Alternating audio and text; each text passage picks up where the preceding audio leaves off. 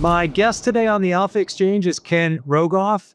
He is professor of economics at Harvard, also former chief economist at the IMF, and a prolific writer and economist, the author of both This Time is Different and most recently, Our Dollar, Your Problem. Ken, it's great to reconnect, and it's a pleasure to have you on the podcast.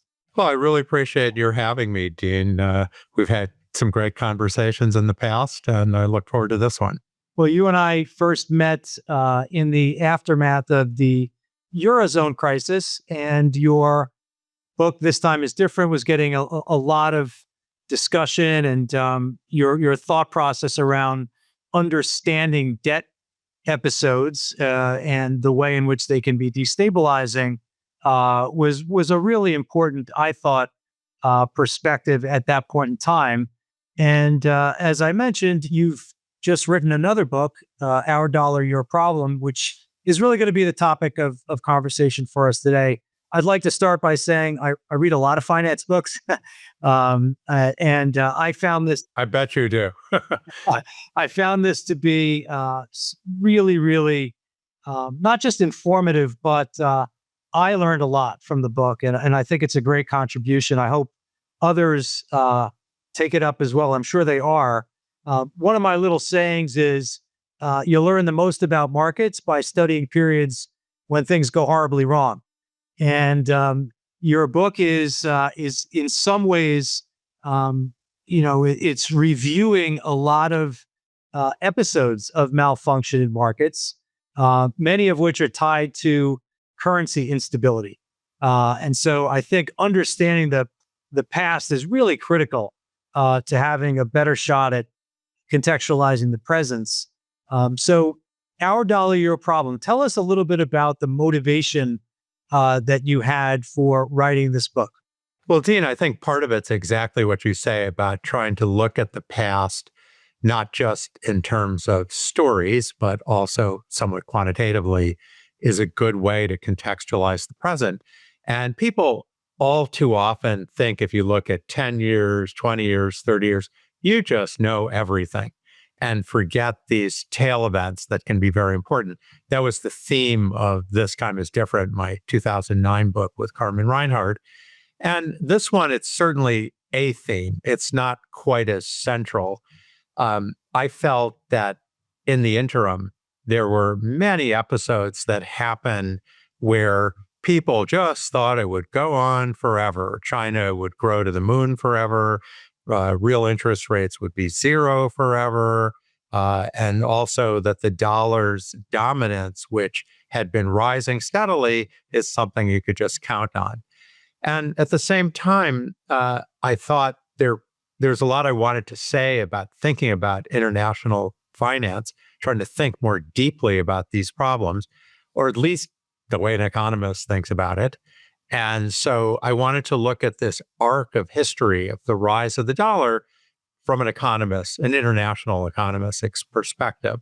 I wove in a lot of personal anecdotes, which I do in my public speaking, as I think you know, but I don't so much in my writing. But I thought, I need to draw the reader in.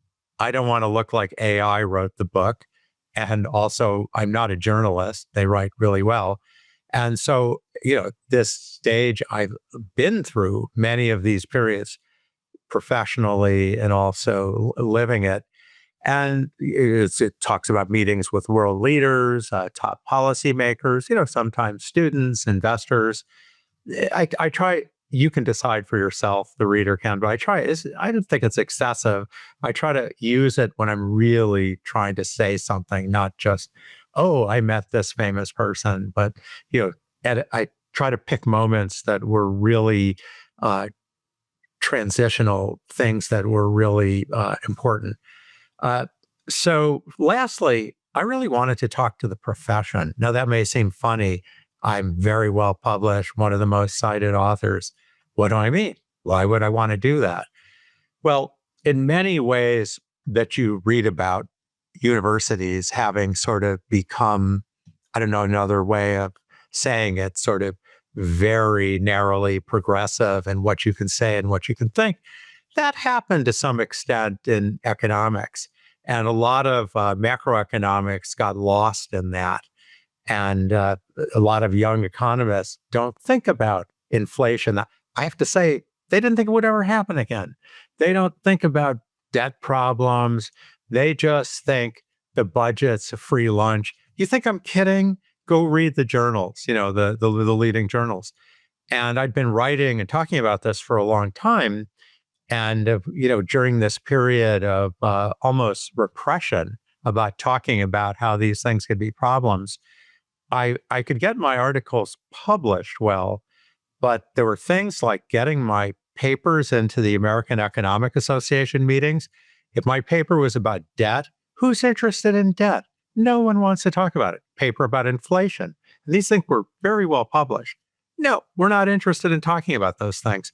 So I wanted to create something also that would echo back to the profession, which of course is very influential at the Fed.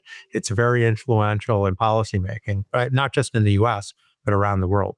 So one of the things I really loved about it, and I think you alluded to it there, is you're writing it from this very first person perspective where you flew to Japan and had meetings with senior officials there, or China, or about being there around the peso crisis in 1995.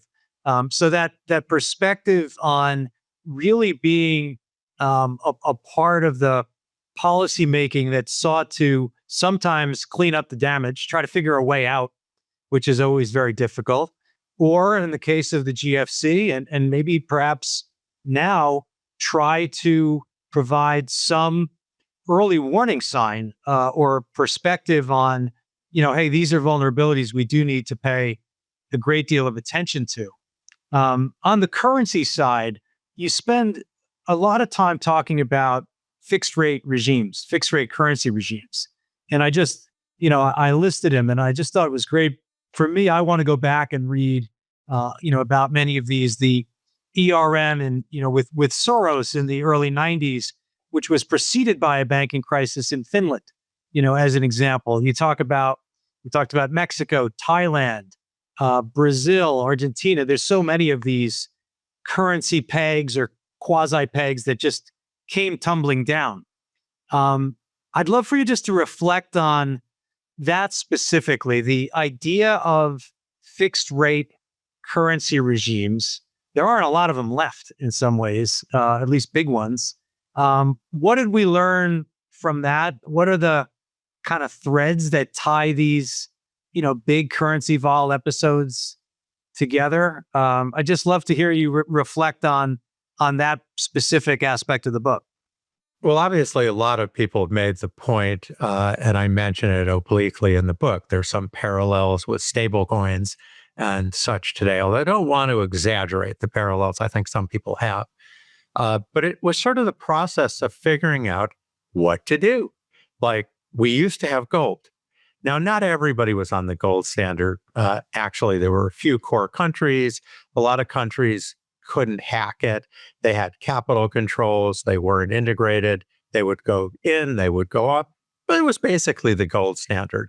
And that lasted longer than I think most, even economists, realize that, sure, FDR went off the gold standard in the early 1930s. We defaulted on our debt at that point. If you were from England or India, you certainly thought that. But until 1971, although individuals couldn't take their dollars to the Fed or some bank and get gold, if you were an official creditor, a foreign central bank, you could. They did. And that anchored the system after World War II. We did whatever we wanted, but we had to not get carried away to where we couldn't handle the gold redemptions. And the rest of the world was pegging to the dollar, which was in a way pegging to gold. Now, it wasn't the whole rest of the world. I don't want to get off on that tangent. But then Nixon in 1971 decided we couldn't keep it up. That was something a Yale professor had predicted a decade earlier. And he was right that the gold supply was fixed. The world economy is growing. You're fixing the price of gold. You just can't keep doing this indefinitely. But I think it blew up a lot sooner than most people expected. And the title of the book, by the way, Our Dollar, Your Problem, comes from this famous expression that Nixon's Treasury Secretary, John R. Connolly, told his European, Canadian, Japanese counterparts. That really was the dollar block, that nobody else was really in it. They said, well, wait a second, we're holding all these reserves. But what are we supposed to do with them? You're going to inflate them away. And they were holding a lot of reserves, very parallel to what you see in Asia, many parts of the world today. And Connolly, who I think didn't realize how much of a problem it would be for us to go off the gold standard, because we hadn't figured it out yet. He said, well, it's our dollar, it's your problem. And why I like that is that arrogance, which, boy, you see today, but I think you've seen it throughout much of our history. I never thought it was the best way for us to deal with the world, but also the irony that, wait a second, what's your plan for dealing with inflation? Do you have one? And it took a long time for central bank independence to really evolve as an idea that we have today.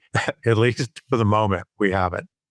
Yeah, and that's going to be a topic we'll certainly spend some time on. Is, of course, the whole notion of independence is really being pushed on right now. Just going back to the unwind of a lot of these currency pegs. At least as I look at markets, a lot of the regulatory construct tends to be reactive. Something happens and we realize, oh boy, that wasn't a good idea. We left something, there was a vulnerability that came about. In the aftermath of the Asian contagion from 97, the original sin of borrowing in a foreign currency became, much a topic of conversation. And those Southeast Asian countries tended to build up a lot of dollar reserves as essentially insurance, a line of insurance. With respect to the kind of aftermath of these fixed currency regimes, what are the policy impacts of that? What are the constructs now that reflect perhaps what we learned from those more fixed currency rigid regimes? Well, sort of officially, everyone did inflation targeting. That was sort of the official line after a while. But I think what actually happened is countries figured out they could stabilize their exchange rates. They could keep them within narrow bands. They could not let it move. But you had to leave markets some uncertainty. You couldn't just paint the bullseye on your back. And I have to say, I've talked to many of the most brilliant young theorists and academics saying, I think there's an idea here. Somebody needs to explain why it works to have a fuzzy fixed exchange rate, if I can call it that, where it's just a lot harder to attack. And then, of course, especially if on top of that, you have reserves. And a lot of countries significantly stabilized their exchange rate. That's something, we sort of discovered over time. They said they were floating, but, they didn't let it move much. But it turns out that leaving some uncertainty and also the ability, if there's a crisis, the pandemic, the global financial crisis, to have a big jump without having a crisis. You leave, in a sense, it's a fixed exchange rate with an escape clause. And, I think part of it is I haven't figured it out. I think this is a good research topic, but I talk about it a lot in the book. I think part of it is they're telling their own banks, don't count on us. If you literally have a fixed exchange rate and they borrow a lot abroad in dollars, they can say, what are you doing? You swore in blood you would never change this exchange rate. And now you're blaming us. But by keeping this fuzziness and making having some clarity that maybe not, I think it's helped them regulate. So a combination of fuzzy fixed exchange rates. I've never said that word before, by the way. I'm free associating. Yeah, having these fuzzy or fixed exchange rates and having reserves to sort of show you can move it in either direction. It's worked very well. And so not only does Asia do it, India has, I don't know the number off the top of my head, like $600 billion in reserves. Brazil has something near that in reserves. It's incredible. It's worked very, very well. As you mentioned, India, I just was recalling the aftermath of the Bernanke's taper tantrum in 2013, which caused a fair amount of capital flight. It was I think one of the first episodes where we were viewed as potentially exporting monetary policy in a way that destabilized the rest of the world. Raghu Rajan has been on the podcast. One of my professors from the UFC was also the chief economist of the IMF, also headed the RBI at that time. And a topic of conversation was around the spillover effects of U.S. monetary policy. That's not in the remit of the Fed, but it's certainly been a topic of conversation. I'm wondering what you think about that, just with respect to how much the U.S. Fed should pay attention to what it's, the speed of, let's say, tightening or easing and what that does to other economies around the world. Well, it's very clear that they don't. The Federal Reserve's remit, its mandate, does not allow that. And if they start saying that they're looking at the rest of the world, we didn't need Donald Trump to slap them back if they did that. That was very clear that they're not supposed to. Now, it's true that they need to care to the extent it washes back to our shores. They do look at that, but, all in all, limited. Now, there's one very important exception, which hasn't been fully tested yet, which is this idea of doing central bank swaps, where another country's running into trouble because they allowed dollars to be used a lot in transactions. And particularly in a crisis, the lending, the markets dry up. And there's this huge demand for dollars. It affects the exchange rate. And the Fed, the Bernanke Fed by no means invented this idea. It goes back to the late 50s and early 1960s. But they went big time in extending swap lines to a number of our closest partners, a couple developing economies got them. But then in the pandemic, they went bigger on that. And the Fed said, no risk. We're lending to a central bank. What could be less risky than that? And of course, it's not riskless. I would not be prepared to testify in Congress and say there's zero risk in lending to the Brazilian central bank. If we did it, I want to say 10 times, we're going to get bitten once of those. And you have to remember, you're lending in a crisis, a global crisis where we don't know what's going on. We don't know what's next. Did the Fed do the right thing? Well, I think it did. I think that there was this chance of the crisis becoming bigger and bigger and blowing up and coming back. It could argue it was looking at the United States, but that's definitely stretching the Fed's mandate. And one can imagine with a more populist president, they're really getting slapped for that. But by and large, with that exception, I really don't think they look at it that much. And going back to Paul Volcker, who really I worked for when I was at the Fed, who conquered inflation, really the first modern central banker in a way in that respect. It caused disaster in Latin America by raising real interest rates. It was disastrous. And we helped fix it, but actually only because we cared about our banks. So Raghu Rajan was right. I mean, when he was sitting as the head of the Central Bank of India, he was attentive to that.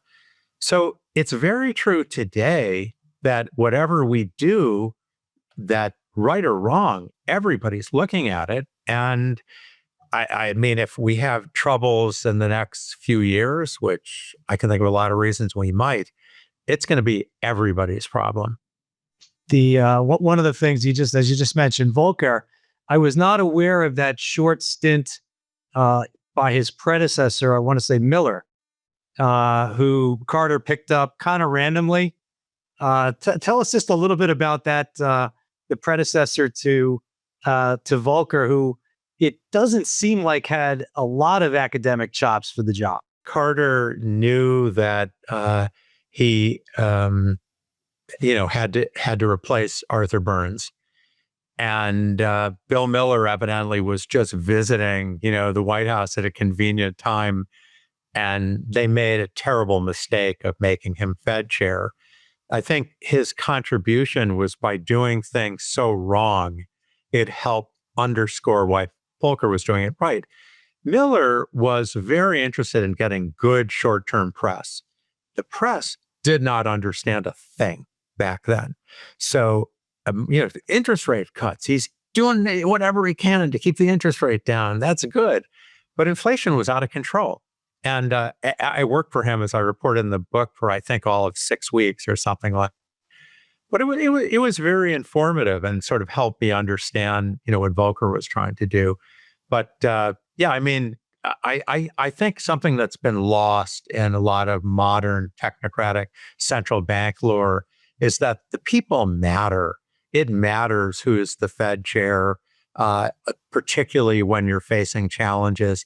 It matters what they believe about inflation, what their preferences are. If you get someone who just thinks growth is great, we got to have growth, I'm going to do whatever I can to have growth, it's very short-sighted. Now, I know I'm speaking to a very sophisticated audience.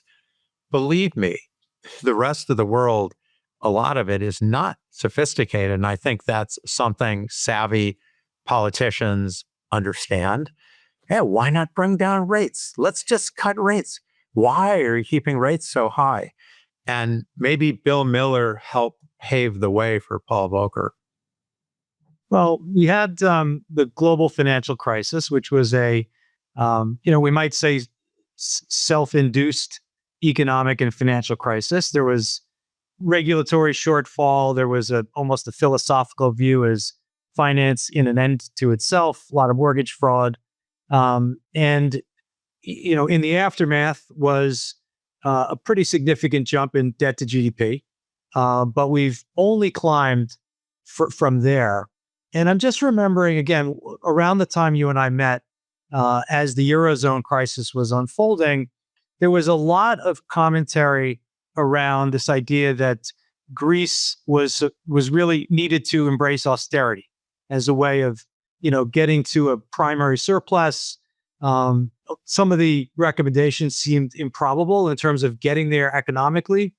And then over time, the idea of austerity really feels like it just gave way to, perhaps it was MMT, where we're supposed to embrace bigger budget deficits.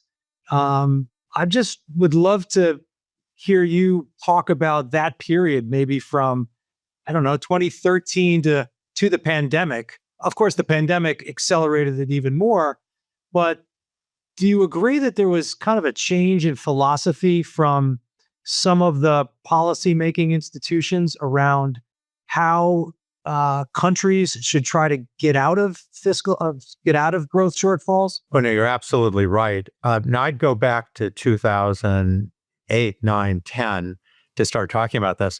I actually wrote a piece, believe it or not, in 2008 as it was unfolding, where I said, this is going to be awful. And I suggested, you can decide I was stupid, but I suggested that central banks should temporarily release their inflation targets. And I gave some parameters around it. I think I said have inflation of 4 to 6% for a few years. And since I had written, I think, the first paper on real theoretical paper, at least, on why you should have an independent central bank that was absolutely known by every central banker, they were, you're crazy. Why did you mean 6% over 3 years? Did you really say this? And then later, I've written a lot about default, but I said, and I advised the European leaders, some debt write-downs is going to be cheap money here compared to letting this drag out. But the Europeans, not just the Germans, they couldn't come together to do it. In the case of the U.S.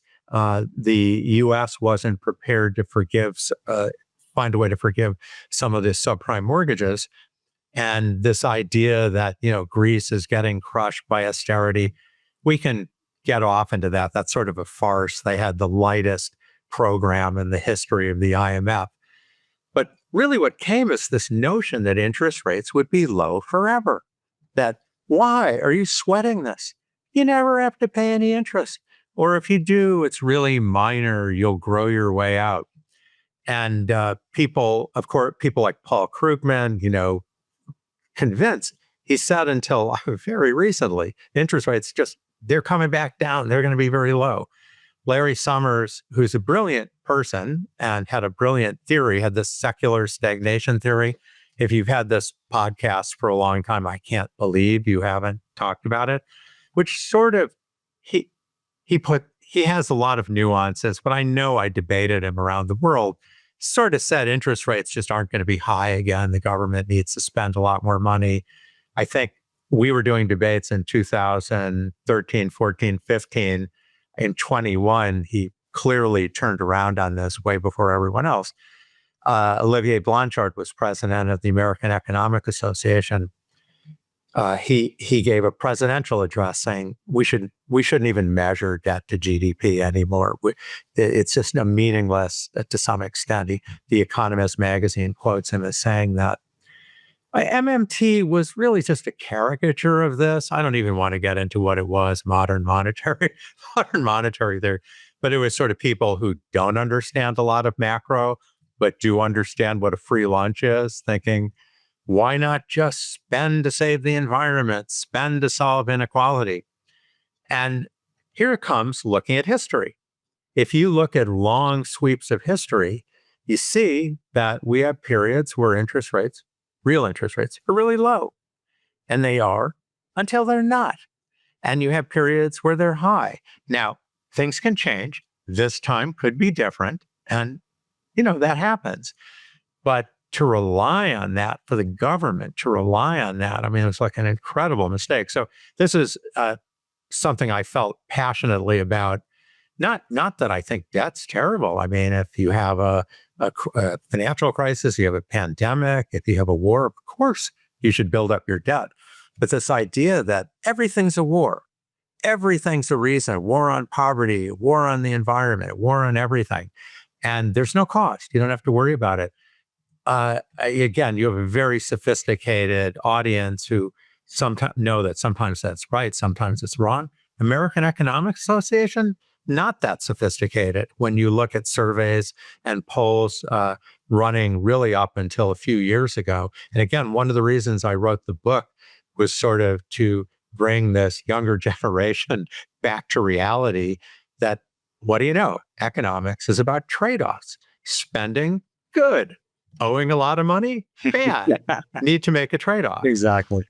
Yeah, and I listened to the podcast you did alongside Niall Ferguson, just talking about your book and also sort of, again, the potential for vulnerabilities that may not be currently reflected in market prices. We've got a VIX down here at 14 or so. It's certainly below average, and there's certainly not a lot of realized levels of volatility in markets these days. But as we were talking about the dollar swap lines as an example, the U.S. is the global policeman in some ways around military, and Niall Ferguson points that out in terms of what you spend on interest versus what you spend on defense. But to be in the position to offer dollar swap lines is very much consistent with being the reserve currency. You've effectively taken on the role of the global prime broker, to make sure trade's clear, and you're taking in, as you say, collateral. And so this is where I wanted to turn, because this is the main really thrust of your book, which is U.S. dollar dominance. Perhaps this idea that nothing's forever, low rates might not be forever. The British pound dominance wasn't forever. And maybe that's not the case as well for the US dollar. You start by outlining the perks and the challenges of being the global reserve currency. So let's start with the perks.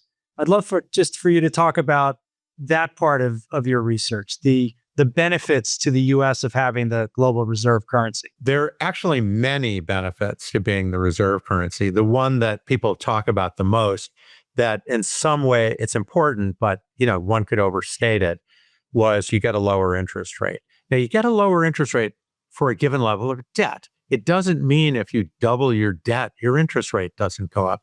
It doesn't mean that the US's interest rate can't go higher than Germany's if we owe a lot more money. It means we face a different demand curve than the rest of the world faces. And we exploit that. And that's great up to a point. But I have to mention my own thesis advisor was Rudy Dornbusch. Raghurajan's amazing, by the way. You're very fortunate to have taken, learned from him. Rudy was just a great man. I don't know if you knew him, larger than life personality. I remember him giving a talk in the late 80s saying, the markets give the United States more rope than any other country. They give it enough rope to tie around its neck several times before it hangs itself. And, that's so it's not unlimited what you can get. And very concretely, today, about 30% of our debt is held by foreigners. And so think of us, as being able to borrow that much more than we would otherwise. It doesn't translate into 250%, just to pick a round number that came up recently at Jackson Hole. There's a limit to exorbitant privilege. But there are other aspects to being the main currency. One is that the banking system, the whole financial system, the veins of it run through the United States. That's partly because everyone's using the dollar. It's very significant because it makes it easier for us to backstop any of the prime brokers, the people doing business, the clearinghouses. It's also because you mentioned military power. We have totally exercised our power to get our way, to have not just the dollar be dominant, but our financial system be dominant. And that gives us the power to put on sanctions. And that's one of the reasons the rest of the world, whatever the conveniences of having the dollar, want to diversify from it. It also gives us information, all kinds of information we use in our spying activities, not just on our enemies, on our friends. There's an episode I took out of the book because I just felt it didn't fit in well, where a major central banker comes to my office complaining that they had just made a purchase of something for their wife, and they didn't like that Donald Trump could see it. And this wasn't done in the United States. It wasn't done in, it wasn't done through our system.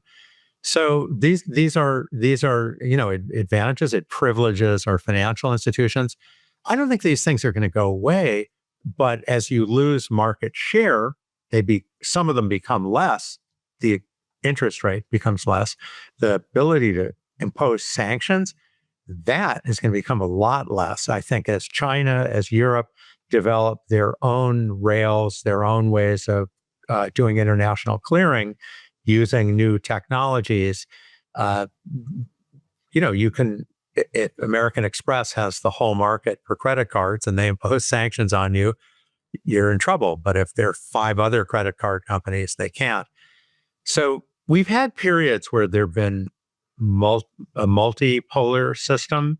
And I see us going back to something more like that dollar on top, but having the RMB become more important, the euro become more important. The RMB will be a regional currency, but Asia's half the dollar block. So that could be very significant. Well, one of the other aspects of the dollar that you point to in terms of a perk and perhaps its attractiveness for the rest of the world, in addition to, rule of law, big liquid markets in the US, this idea of the dollar's, I would say, correlation characteristics as almost an insurance product.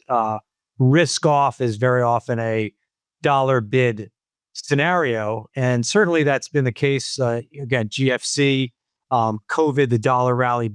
First, it sold off as rates came down a ton, but then it rallied massively. The tariff tantrum's a little different. That was a rates up, stocks down, VIX up, dollar down episode, and not a kind one in terms of how people look at the characteristics. So I want to just quote you here and ask you to reflect on it. You say, a qualification to the insurance result is that it presumes that U.S. macroeconomic policy dysfunction is not the source of the crisis.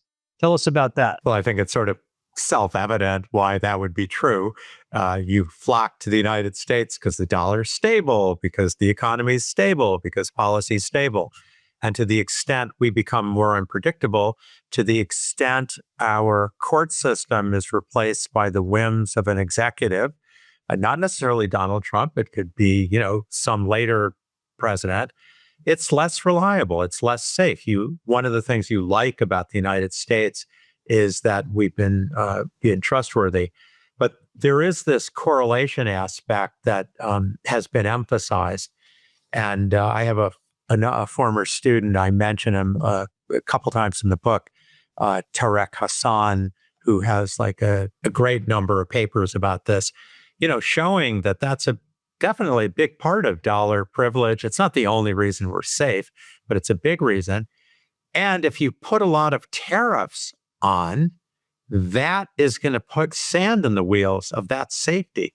A system with a lot of tariffs, I'm sort of jumping through some math, but basically, if you have a system where trade is not unencumbered, at the end of the day, it interferes with finance. And I had a paper on this myself 25 years ago, showing that trade frictions translate into finance frictions. So if your business model is getting cheap money to come to you, making a lot, being the banker of the world, and you think you can put on tariffs, and 15% is a pretty healthy tariff. It's not 85%. You think again. I mean, just even without the theatrics and the tantrums and all of that, you just settle in a world with 15% tariffs. First of all, it will cut into our dominant currency status because it's harder at some deep level to get your money in and out.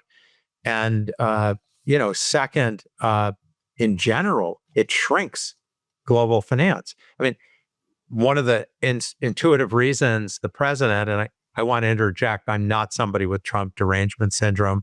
I think he's right about many things, but not everything by any means. If you've got our trade balances smaller, that's part of what makes our interest rates low. The trade balances, the flip side of that is capital flowing in. If you make it harder to get money in and out, we become less central to global financial markets. This isn't going to happen overnight, but absolutely, it's true. When I wrote the book, I didn't know who would win. I have a lot of not nice things to say about what I think the progressive macro policy might have been.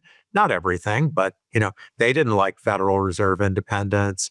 They weren't going to cut budgets by any means, believe me. This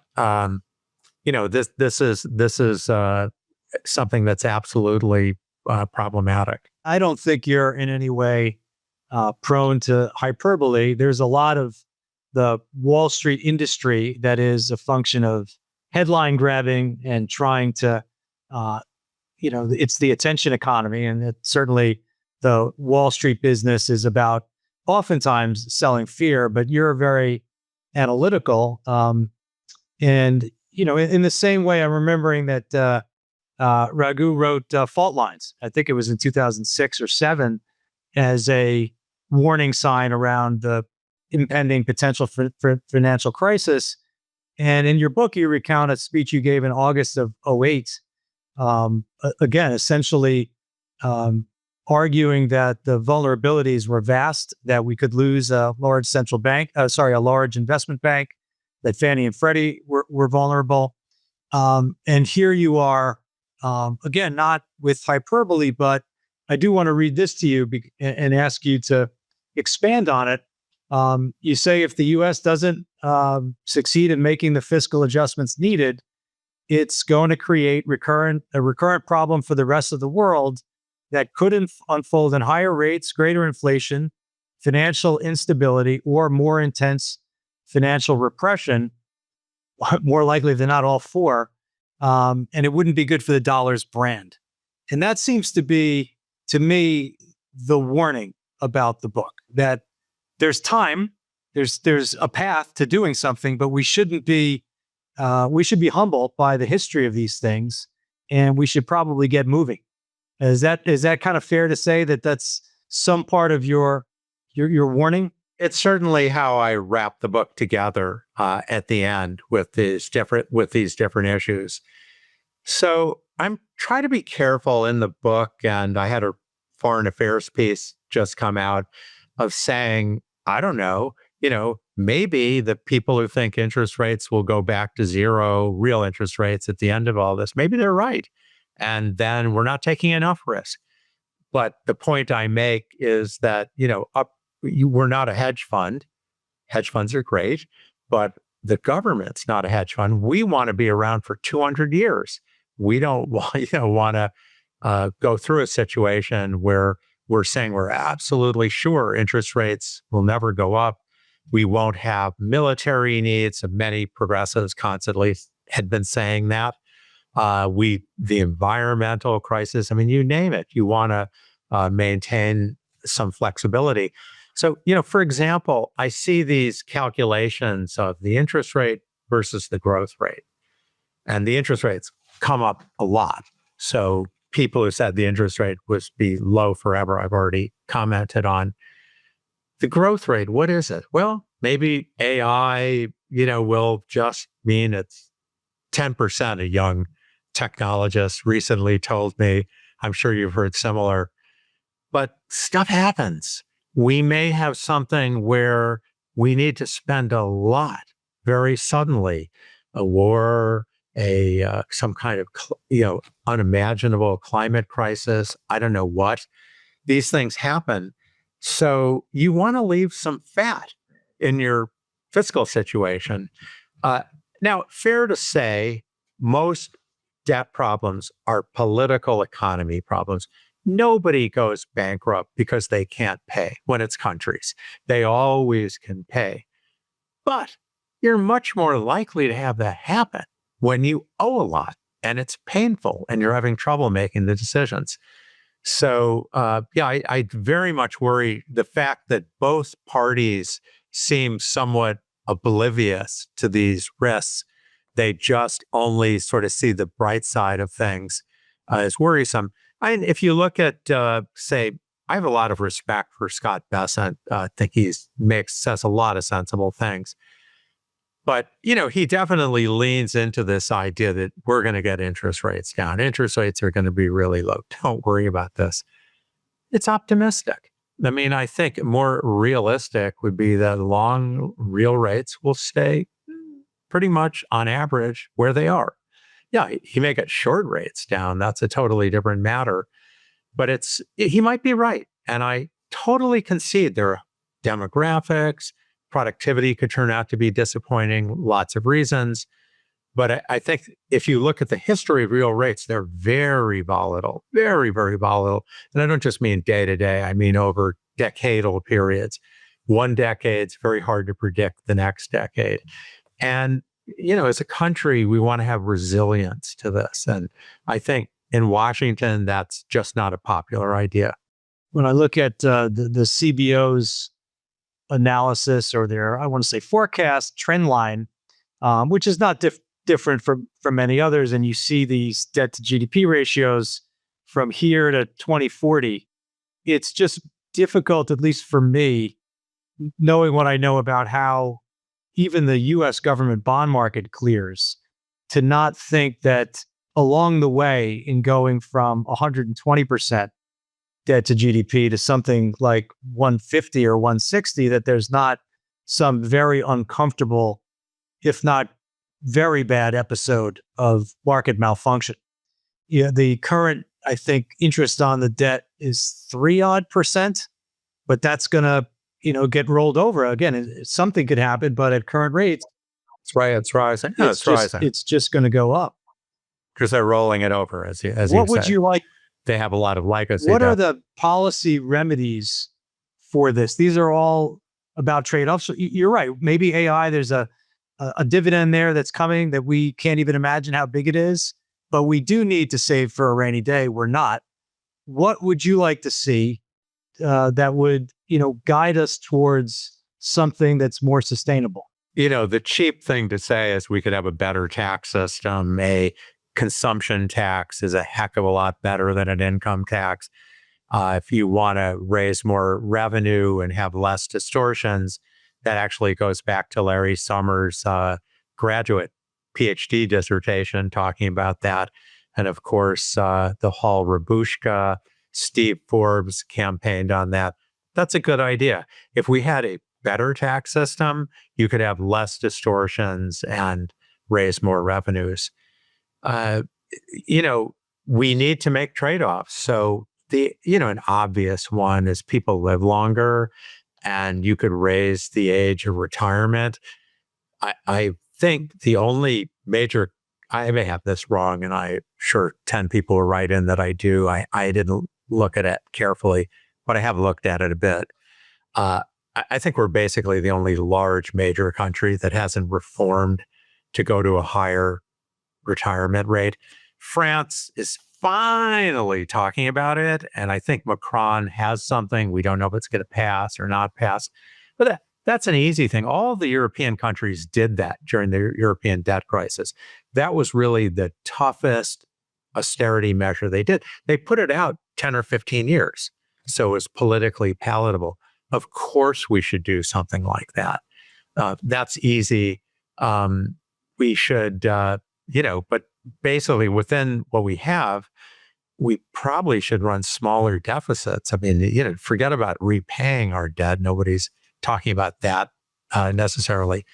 But why are we running record peacetime deficits? What is it that we're doing? What did Biden have going on that really merited that? What does the Trump administration have going on that really merits that? Yeah, the tariffs do bring in some new revenues. I accept that. It's a very distortionary tax, but all taxes are very distortionary. But I think on balance, things are going to look worse. You mentioned the CBO, and again, I should look more carefully at this before I speak. But I've been sort of waiting around to see their next forecast of where things are going. And when I actually looked it up today, and it looked like it's not coming till 2026 because they don't want to get their head shot off by giving a reasonable assessment of where things are going. I think if the CBO gave any kind of reasonable assessment of what debt is looking to, would probably be higher than 150 or 160%. And what do you know? The head of the CBO would get fired. But I suspect we are going to higher levels. At the end of the day, it's a political economy problem. It's not purely an economic problem, but so has every other inflation and debt problem in world history. As debt gets high, as the problem gets bigger, you're sort of trying to weave through a narrower path to make things work, and it's hard to do. On this political economy linkage to the problem of inflation, it's hard not to talk about the topic, and maybe we can use this as our last topic of central bank independence. We're on we've just learned that Trump plans to fire Cook, one of the sitting FOMC members. He's obviously been all over Powell. In your book, you mentioned you had a 1985 paper about the importance of inflation targeting. So there's a discipline and central bank independence in general, and getting there through inflation targeting. When you see what you see now, and my audience is really a markets audience trying to understand what the implications of these matters are for asset prices, for risk premium levels, things like break-even inflation and so forth. What do you see in terms of how this discussion around central bank independence or the threat of less independence, how might that materialize in terms of market prices? Well, first of all, the general undermining of institutions. Of course, the head of the labor was fired. Keeping the labor statistics was fired. The chief economist, the person at the BLS who keeps the statistics, was fired for. Okay, I don't know if they're doing a bad job, but they didn't like the results. In general, we have to understand that. Let's say you love Trump and you're in the cult and you just think you agree with him. Okay, I'll accept that. What do you think the next person's going to be like? What if it's Ocasio-Cortez or, whatever, somebody else who you don't have as much confidence? They're going to have inherited this power to make arbitrary decisions. That's what's great about our systems, that you don't have it. So, I mean, an analogy on the Dem side is they kept talking about wanting to get rid of the filibuster. That got talked about a lot under Biden. That is so nuts. If you thought they'd be in power permanently, I can see going for it. But of course, we have the whole history with the Supreme Court where it backfired. And this is just the same thing, the same argument that the Republicans would make of why you didn't want to get rid of the filibuster is also the argument of why you don't want to get rid of brakes on the executive. And so the Fed's just an example. If we undermine, but I want to back off a second to say with Trump, you never know. He appointed Powell. Like, he's mad about it now, but he did. Yellen was the head who many people thought was doing a fine job. He said he thought she was doing an okay job. He wanted his own person. He appointed somebody very, very good, in my opinion. Very reasonable choice. Maybe he will again. I don't know. That remains to be seen. I think one of the reasons markets aren't hysterical is they've gotten to know Trump, that, he's looking for attention, he's looking for headlines, but he's a pragmatist. At the end of the day, I think maybe his best quality as a policymaker is when something doesn't work, he changes it. And so they're thinking, maybe he'll do something, it'll blow up, he'll course correct. And so maybe they're thinking that, but it's risky. I mean, certainly what's going on right now is very disconcerting. I don't see how he's going to get rid of Powell. The attack on Lisa Cook is playing out. It's only allegations. We have no idea. She hasn't spoken back. I think we'll have to hear it. What I like least about it is the selective prosecution. I mean, Trump is rightly furious that the Democrats, particularly in New York State, were just trying to figure out how to stop him from being president. And in my opinion, and tried to think of things to do.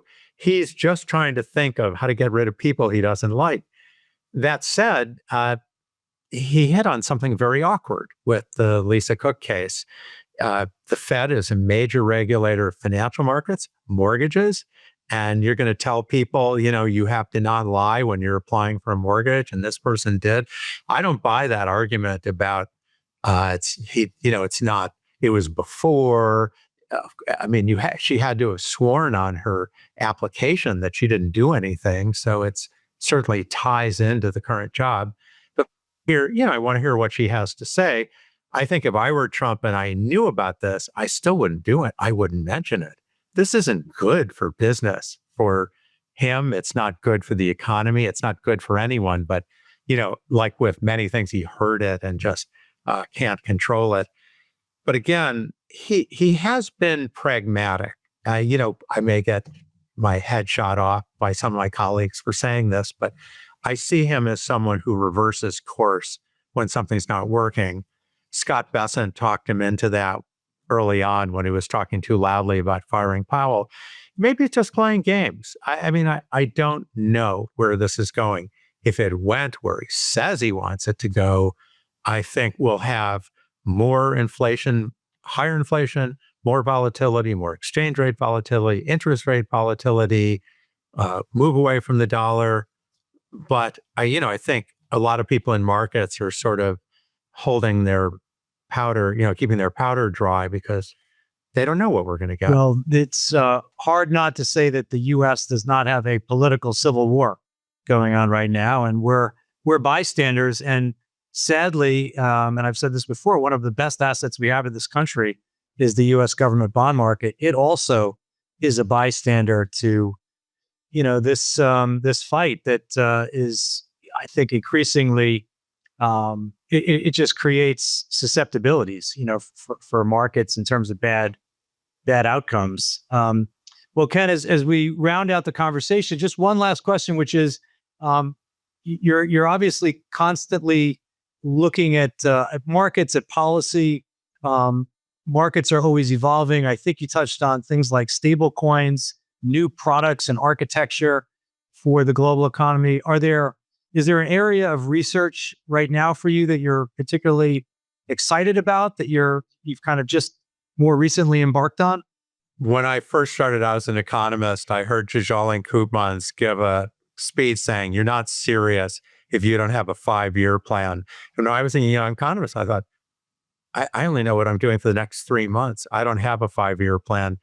And over time, I came to realize that my 3-month plan took 5 or 10 years to execute, and that I was a serious economist.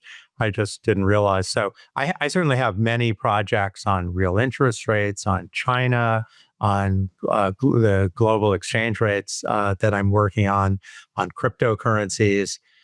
So many of them are many of them never talked about the book.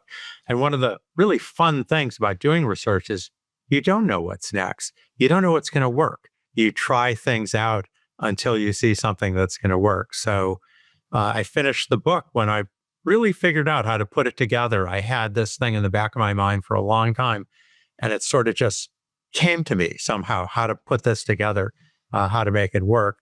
When I have the next one, you'll be the first to hear about it. Well, congrats on the book. It's a big contribution. As I said, it's very analytical, and it's told from this first person, I was there for this perspective, which I thought was particularly interesting. And I think comes at an important time where we have got to force ourselves to think about change. Sometimes change happens beneath our feet. We don't realize it because it's just, perhaps risks are materializing that aren't yet as evident in market prices as they ought to be. And so we just have to be humble, I think, about the future and about what we don't know. So Ken, again, thanks very much for being a guest. It was great to have this conversation.